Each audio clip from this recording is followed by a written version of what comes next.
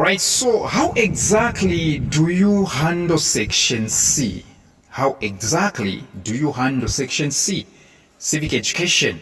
I'm going to show you. Am I going to spend a lot of time? No.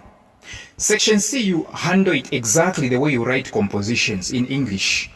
That's why you realize that each question in Section C has got 20 marks, just like Section B of English Paper 1 or Section A of English Paper 1. Right? You answer Section C exactly the way you answer your English compositions in paragraph form. And I'll show you the example. You write in paragraph form, right? You introduce first, you make an introduction. Okay? You make an introduction, and I'm going to show you how to make introductions. You make an introduction, and then from there you go to the main body. Right? It's just that in civic education, conclusion is not mandatory, like the way it is in English. But okay, you write it the way you write, the way you answer English compositions. All right, that is exactly what you should do. So here I've come to show you, or let me show you how we answer this one. So let's say we come across this question, which is saying, analyze the roles that civil society organizations, CSO, play in governance. All right? Analyze the roles that civil society organizations, CSO, play in governance. B is saying, explain how the media promotes good governance. So the first one, A, you realize it's about civil society in governance. So your introduction, very important. Make sure that you define key terms. Make sure that you define key terms. What exactly do I mean when I say key terms? Like in question A, you can vividly see that there is the word governance. You can vividly see that there are words civil society organizations. Define them. So like in this case, you can go like, governance is the way people are ruled with or without their consent. Governance is the way people are ruled with or without their consent. The other key terms actually are civil society organizations, and then you go like civil society organizations. These organizations that are non-military, okay, they are non-military, non-government organizations and individuals who make it their business to promote and defend the basic ideals of good governance outside the government. Don't go straight to the point. Don't write in point form. Okay, do not start listing down the roles the civil society organizations play in governance. You have to define key terms, and then you can also say something like civil in the same introduction. Civil society organizations promote.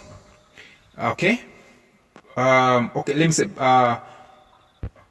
play such roles as the following in governance. Right?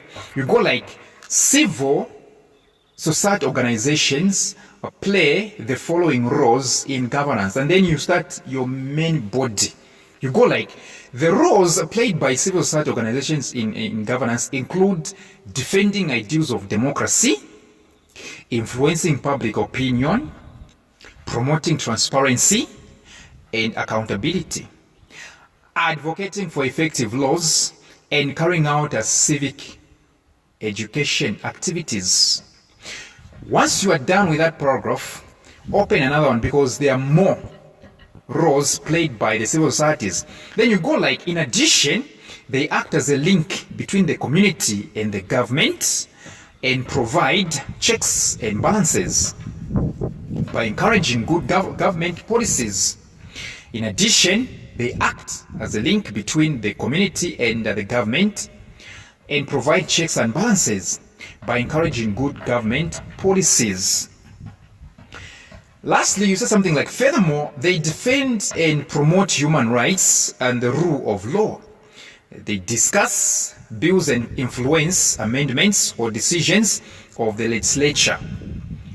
They play as agents of democratic change. They defend and promote human rights and the rule of law, discuss bills and influence amendments or decisions over the legislature, play as agents of a democratic change. So that's how you answer section C. Okay? So even for section B, for question 3B, since it's saying explain how the media promotes good governance, right? Now, you make sure that you define what media is. It's 10 marks. It's not something to play with. You define what media is. So I'm like, media, which is in two types, print and electronic media. Media, which is in two types, print and electronic media, refers to the various channels and platforms used to communicate information, news, entertainment, and messages to a wide audience. In promoting good governance, the media does the following, which means that was introduction. So you have to write introduction, and then you go about how the media promotes good governance. It informs and educates the citizens on what is happening. It acts as a watchdog and a guardian of the rights of other people. Not only that, but also promotes public debate for people to discuss and express their views, and sets the agenda for people to see what needs public attention. Yes, then you go like, furthermore, you continue like that so long as you have points in your head. So what exactly am I talking about in my conclusion? I'm trying to say, when you're writing your section C, make sure that you write the way you write during English composition. That's why I told you they give 20 marks to each question. They know the value they carry. And remember, if you mess up in section C, remember it's 40 marks. In the entire paper of civic education, it's 100 marks. So once you mess up 40 marks and you remain with 60 marks, where are you going? And remember, you've made mistakes in section A, you've made mistakes in section B. So make sure that you are answering as if you're writing an English composition. Introduction, main body, like that. I think I've shown you on the screen. Yes.